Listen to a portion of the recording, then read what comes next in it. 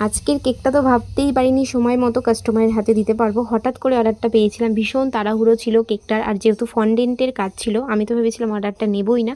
তো customer request করলো যে না, তুমি তাড়াহুড়ো করে হলেও আমাকে একটু দিয়ে দাও, আমি সময় দিচ্ছি। আমি বললাম ঠিক আছে, আমাকে মিনিমাম 3 থেকে 4 ঘন্টা সময় দাও, আমি রেডি করে দেবো। তো কেমন আছো বলো সবাই? আশা করছি সবাই খুব ভালো আছো, আমিও ভালো আছি। আমি হোম বেকার সুস্মিতা। তো তোমরা হয়তো দেখে ভাববে যে ফন্ডেন্টের কাজটা এই রুটি বেলা আর এটার মধ্যে কেন করছি। আসল কথা, ফন্ডেন্টের কাজটা আমি এখনও খুব একটা পারি না। আমি এখনও অনেক কিছু শেখাও বাকি, জানাও বাকি। যাই হোক, টুকটাক যেগুলো পারি সেগুলো নিই আমি। আর কিছুটা ইউটিউব দেখে বলো, ফোন দেখে, এই সবারটা দেখেই আমার শেখা। আমি এখনও ফন্ডেন্টের কাজ বা কোনোটাই আমি কারোর কাছে শিখিনি। তো তোমরা আমায় আশীর্বাদ করো যেন আমি আরও ভালোভাবে ভবিষ্যতে করতে পারি।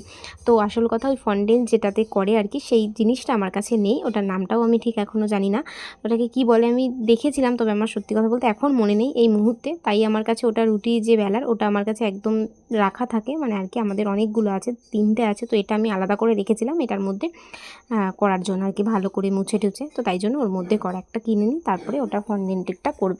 তো কেকটা তোমরা শেষ অবধি দেখে জানিও কেমন হয়েছে। কাস্টমারের ডিমান্ড ছিল যে নিয়েছিল, আমারই এক বানানো কেকের ছবি দিয়ে বলেছিল তেমনটা বানিয়ে দিতে।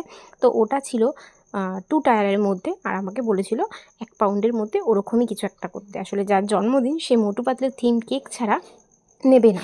আর আমার ওই কেকটার স্ক্রিনশট মেরে রেখেছিল, ওরকমই কেক লাগবে ওর।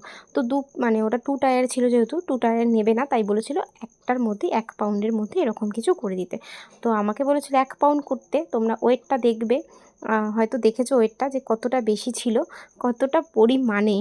যাই হোক, 1.5 পাউন্ড ছাড়িয়ে গেছে। তো কেকটা তোমাদের কেমন লাগলো জানিও। ইনসাইড ছিল চকলেট, যে নিয়েছিল তার কিন্তু ভীষণ পছন্দ হয়েছিল, তাতে তো আমি ভীষণ খুশি আর সময় মতো দিতে পেরেছিলাম। তো তোমাদের কেমন লাগলো জানিও। টাটা।